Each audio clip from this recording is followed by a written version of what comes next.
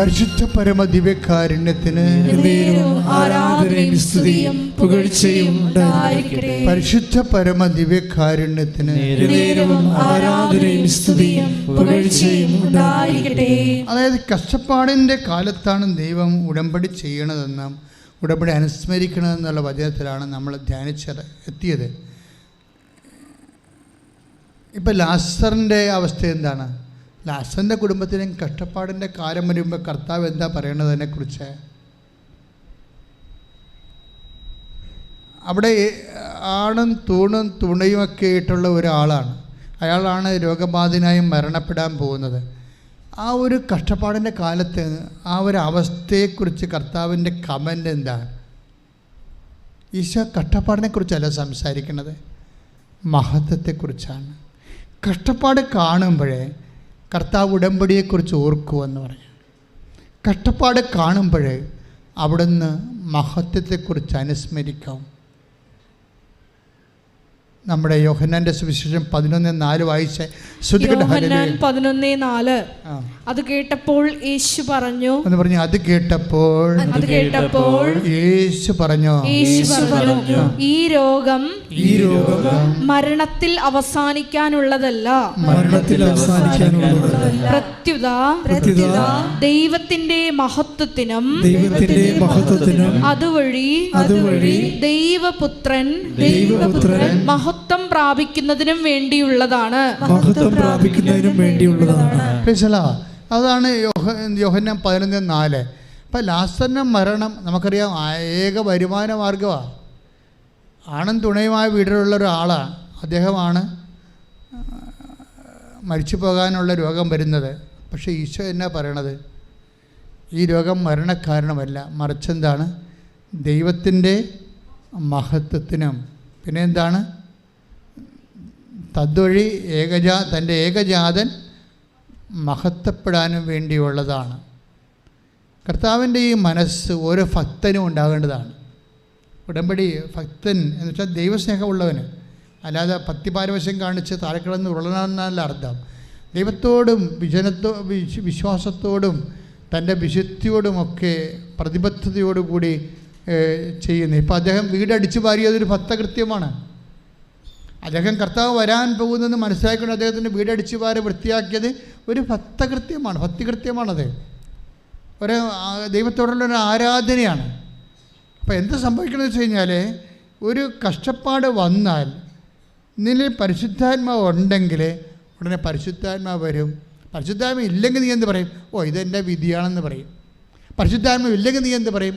നമ്മുടെ വീട് ഇവിടെ നമ്മൾ ഇത് സ്ഥലം ആരോട് വാങ്ങിച്ചതല്ലേ, ഇതൊക്കെ പണ്ടിവിടെ മരിച്ചടക്കം ഉണ്ടായിരുന്ന സ്ഥലമാണെന്നാണ് പറഞ്ഞു കേട്ടിരിക്കണമെന്ന് പറയും. പരിശുദ്ധാത്മാവ് ഇല്ലെങ്കിൽ നമ്മളെന്ത് പറയും? ഇവിടെ കൂടെ തേരോട്ടം ഉണ്ടെന്നാണ് പറയണമെന്ന് പറയും. ഇതാ പരിശുദ്ധാത്മാവ് ഇല്ലെങ്കിൽ നമ്മൾ നമ്മുടെ കഷ്ടപ്പാടിന് പല മണ്ടത്തരങ്ങളും സങ്കല്പങ്ങളും നമ്മൾ സൂക്ഷിക്കും. പക്ഷെ പരിശുദ്ധാത്മാവ് ഉണ്ടാകുമ്പോൾ എന്ത് പറയും? അതാണ് വ്യത്യാസം. ലോകാത്മാവും പരിശുദ്ധാത്മാവും തമ്മിൽ വ്യത്യാസം അതാണ്. ഞാൻ നാട്ടിൽ നമ്മുടെ സ്ഥലം ഒരു ഫ്ലോക്ക് സ്കൂൾ ചെയ്യായിരുന്നു. അപ്പോൾ അവിടെ ഒരു മതിൽ കെട്ടി, ഒരു പേര് കെട്ടി. അപ്പോൾ അയൽവാസി വന്ന് ഞാൻ അവിടെ ഉള്ള സമയത്ത് എന്നോട് പറഞ്ഞ്, അച്ഛാ ഞങ്ങളുടെ വീടിൻ്റെ വാതിക്കൽ ആണ്, അതിന് ഒരു 10-20 അടി അകലെ എന്നാണ് പറമ്പ് പോണത്, അവിടെ നിന്ന് ഷീറ്റ് വെയിൽ പോണത്. അപ്പം അച്ഛൻ ഒരു ദൂരം വിട്ട് തരുവാന്ന് ചോദിച്ചു. കാര്യം ഇത് വീടിൻ്റെ വാതിക്കൽ വെയിൽ വന്നു കഴിഞ്ഞാൽ വീടിനത് ദോഷമാണ്. അപ്പോൾ പിന്നെ അവിടെ വീട്ടിൽ വരുന്ന ഓരോ പ്രശ്നത്തിനും ഈ വെയിലാണ് പ്രശ്നം കാരണമെന്ന് പറയും. അത് മനസ്സിലായില്ലേ?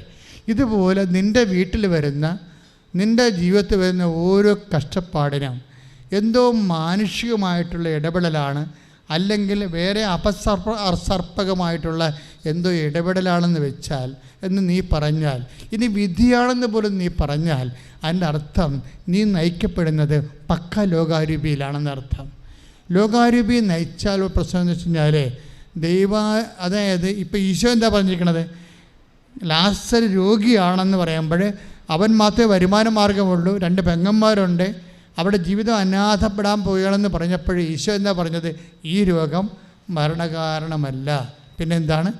ഇതിൽ പിതാവ് ദൈവം മഹത്വപ്പെടുന്നു, അതുപോലെ തന്നെ അവിടുത്തെ ഏകജാതനും. അപ്പോൾ ഒരു വിഷയം, ഒരു കഷ്ടപ്പാട് വന്നാൽ ദൈവം ഉടമ്പടിയെക്കുറിച്ച് ഓർക്കുന്നു. അപ്പോൾ നമ്മളെന്താ ഓർക്കേണ്ടത്? ദൈവം മഹത്വപ്പെടാൻ സമയമായെന്ന് ഓർക്കണം. പിടികിട്ടിയ ഉടമ്പടി രീതി അതാണ്.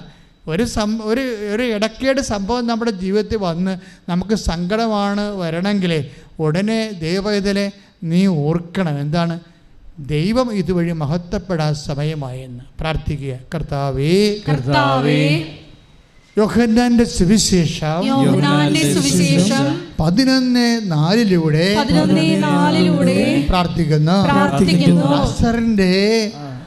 ലാസറിന്റെ രോഗവിശേഷം കേട്ടപ്പോൾ തന്നെ അത് ദൈവമഹത്വത്തിന് കാരണമാകുമെന്ന് വിവേചിച്ചതുപോലെ ഉടമ്പടി എടുത്തിരിക്കുന്ന ഞങ്ങളെയും കഷ്ടപ്പാടിന്റെ കാലത്ത് ദൈവമഹത്വം കരയേറ്റാൻ പോകുന്നതിനെ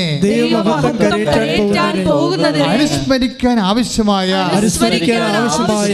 ആത്മാവിനാൽ ഞങ്ങളെ അഭിഷേകം ചെയ്യണം. ശ്രദ്ധിക്കട്ടെ.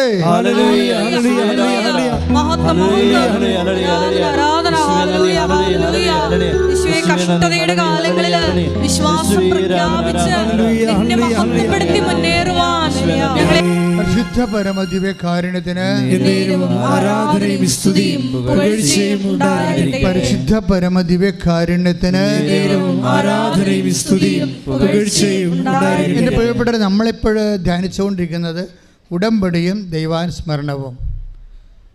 ഉടമ്പടിയും ദൈവത്തിൻ്റെ മഹത്വവും തമ്മിലെല്ലാം ഒരേ പരിസരങ്ങളിലുള്ള ദൈവാനുഭവമാണ്. ഉടമ്പടി ഉണ്ടായാൽ ദൈവം അനുസ്മരിക്കും. ദൈവം ഉടമ്പടി അനുസ്മരിച്ചാൽ ദൈവം അടയാളം കാണിക്കും. അടയാളം കാണിച്ചാൽ ആ അടയാളത്തിലൂടെ ദൈവം മഹത്വപ്പെടും.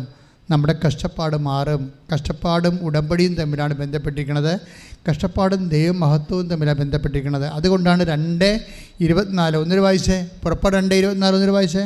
ദൈവം അവരുടെ ദീനരോധനം ശ്രവിക്കുകയും എന്ന് പറഞ്ഞാൽ ദൈവം അവരുടെ ദീനരോധനം ശ്രമിക്കുകയും അബ്രാഹത്തോടും ഇസ്ഹാക്കിനോടും യാക്കോബിനോടും ചെയ്ത ഉടമ്പടി ഓർമ്മിക്കുകയും ചെയ്തു.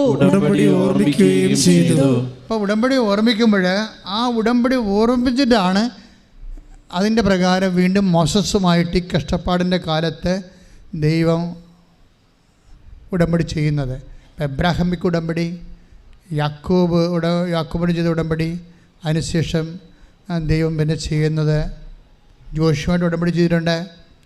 അതുപോലെ തന്നെ ദൈവം മോസസുമായിട്ട് ഉടമ്പടി ചെയ്യും. മോസസുമായിട്ട് ഉടമ്പടി ചെയ്യുമ്പോൾ തന്നെ വലിയ മഹത്വത്തിൻ്റെ ഒരു കാലമാണ് വിരിയാൻ പോകുന്നത്. ഒരു മഹത്വത്തിൻ്റെ വസന്തകാലം.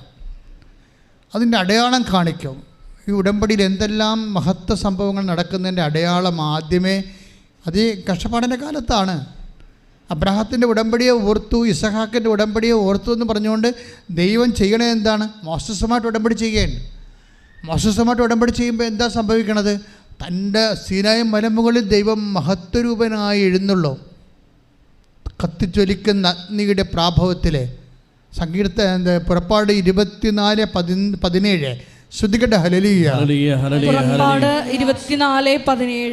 24:17 മലമുകളിൽ എന്ന് പറഞ്ഞ മലമുകളിൽ കർത്താവിന്റെ മഹത്വം ദഹിപ്പിക്കുന്ന അഗ്നിക്ക് തുല്യം ഇസ്രായേലിയർക്ക് കാണപ്പെട്ടു. അപ്പോൾ ദൈവത്തിൻ്റെ സാന്നിധ്യം വരുന്നത് മഹത്വത്തിലാണ്. ഉടമ്പടിയും കഷ്ടപ്പാടും ഉടമ്പടിയും മഹത്വവും കണക്കിന് പോണതാണ്. സാക്ഷ്യം ഇവിടെ അങ്ങനെയല്ല സംഭവിക്കണത്. നിങ്ങളുടെ കഷ്ടപ്പാടിൻ്റെ കാലത്ത് നിങ്ങളൊന്ന് ഉടമ്പടി ചെയ്യുന്നു, ഉടമ്പടി കഴിയുമ്പോൾ നിങ്ങളൊന്ന് സാക്ഷ്യം പറയുന്നു. അങ്ങനെ ഇത് കണക്റ്റഡാണ്. കഷ്ടപ്പാടും ഉടമ്പടിയും. കഷ്ടപ്പാട് കഴിയുമ്പോൾ ഉണ്ടാകുമ്പോൾ അടുത്ത നടപടി എന്താണ്? ഉടമ്പടി കഴിഞ്ഞാൽ പിന്നെ അടുത്ത നടപടി എന്താണ്?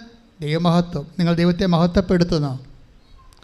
ഇതാണ്. പക്ഷേ ദൈവത്തെ മഹത്വപ്പെടുത്താൻ സാക്ഷ്യം പറയാതെ അനുഗ്രഹം അടിച്ചു മാറ്റാവുന്ന എങ്ങാനും നിങ്ങൾക്ക് തോന്നിയാൽ അത് പിശാച് തോന്നിക്കുന്നതാണ്. അങ്ങനെ വന്നാൽ നമുക്കറിയാവില്ല, ഞാൻ എപ്പോഴും പറയും, ഒന്നുറങ്ങിയാൽ നേരം വിളിക്കത്തില്ല. ഇനിയും നിങ്ങളുണ്ട്, നിങ്ങൾക്ക് പ്രശ്നങ്ങളുണ്ട്. നാളെ കാലം ദൈവതിരുസന്നിധി വരുമ്പോൾ എല്ലാം കുളവാകും. കാര്യം ദൈവത്തിന് അറിയാം നിങ്ങൾ ഉടായിപ്പാണ്, കള്ളവാണ്.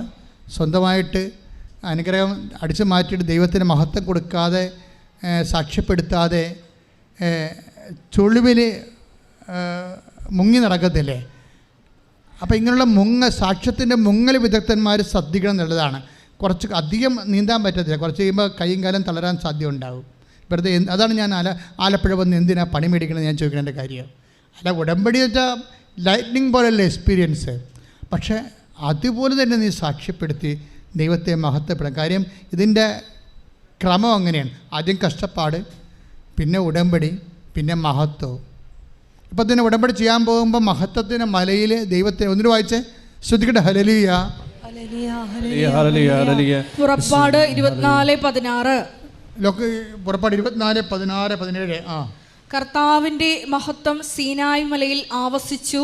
അന്ന് പറഞ്ഞ കർത്താവിൻ്റെ മഹത്വം സീനായ് മലയിൽ ആവസിച്ചു. 6 ദിവസത്തേക്ക് ഒരു മേഘം മലയെ മൂടിയിരുന്നു. 7-ാം ദിവസം മേഘത്തിൽ നിന്ന് കർത്താവ് മോശയെ വിളിച്ചു. മലമുകളിൽ കർത്താവിന്റെ മഹത്വം ദഹിപ്പിക്കുന്ന അഗ്നിക്ക് തുല്യം ഇസ്രായേലിയർക്ക് കാണപ്പെട്ടു. അപ്പോഴേ മഹത്വം കാണപ്പെടുന്ന ഒരു ശുശ്രൂഷയാണ് ഉടമ്പടി. ഉടമ്പടി മസസ്സുമായി ചെയ്യാൻ പോവുകയാണ്.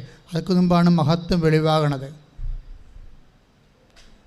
ഇത് ഏത് മഹത്വമാണ്? പിതാവായ ദൈവത്തിൻ്റെ സ്വർഗീയ മഹത്വമാണ്. ഈ മഹത്വമാണ് യേശുക്രിസ്തുവിലേക്ക് വഴിഞ്ഞ് ലഭിക്കുന്നത്. യേശുക്രിസ്തുവിലേക്ക് ഈ മഹത്വമാണ് വഴിഞ്ഞ് ലഭിക്കുന്നത്. അതാണ് ലൂക്ക യോഹന്നാൻ്റെ സുവിശേഷം 1:14 പറയും. വായിച്ചേ, ശ്രദ്ധിക്കട്ടെ. യോഹന്നാൻ 1:14. യോഹന്നാൻ 1:14. വചനം മാംസമായി നമ്മുടെ ഇടയിൽ വസിച്ചു. അവന്റെ മഹത്വം നമ്മൾ ദർശിച്ചു. കൃപയും സത്യവും നിറഞ്ഞതും പിതാവിന്റെ ഏകജാതന്റേതുമായ മഹത്വം. കറക്റ്റ് ഉടമ്പടി, മരിയൻ ഉടമ്പടിയിലേക്ക് നമ്മൾ ലാൻഡ് ചെയ്യാൻ പോവുകയാണ്. എന്താ സംഭവം? സീനായ മലമുകളിൽ കണ്ട ദൈവത്തിൻ്റെ വെട്ടിത്തിളക്കവും മഹത്വത്തിൻ്റെ വെട്ടിത്തിളക്കവും, ആ തിളക്കം തന്നെ വചനം, ആ വചനം തന്നെയാണ് മാംസമായി നമ്മുടെ ഇടയിൽ ക്രിസ്തുവായി ജനിക്കണത്. ആ ക്രിസ്തുവിൽ വിളങ്ങണ എന്താ? പിന്നെ പിതാവിൻ്റെ എന്ന് പറഞ്ഞ് ഏറ്റു പറഞ്ഞ് ശ്രദ്ധിക്കട്ടെ. ഹല്ലേലൂയ. 1:14. അവന്റെ മഹത്വം നമ്മൾ ദർശിച്ചു. അവന്റെ മഹത്വം നമ്മൾ ദർശിച്ചു.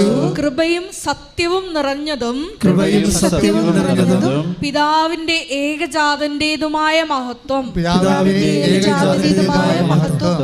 അപ്പം പിതാവിൻ്റെ ഏകജാതൻ്റെ മഹത്വം, ഈ മഹത്വമാണ് പത്രോസ് മറുരൂപ മലയിൽ കാണുന്നത്. മറുരൂപ മലയിൽ കർത്താവ് മഹത്വപ്പെട്ടില്ലേ? നമ്മൾ 2 പത്രോസിൻ്റെ 1:17-18 കർത്താവിൻ്റെ മഹത്വത്തെക്കുറിച്ച് പറയുന്നുണ്ട്. 2 പത്രോസ് 1:17. 2 പത്രോസ് 1:17. പിതാവായ ദൈവത്തിൽ നിന്ന്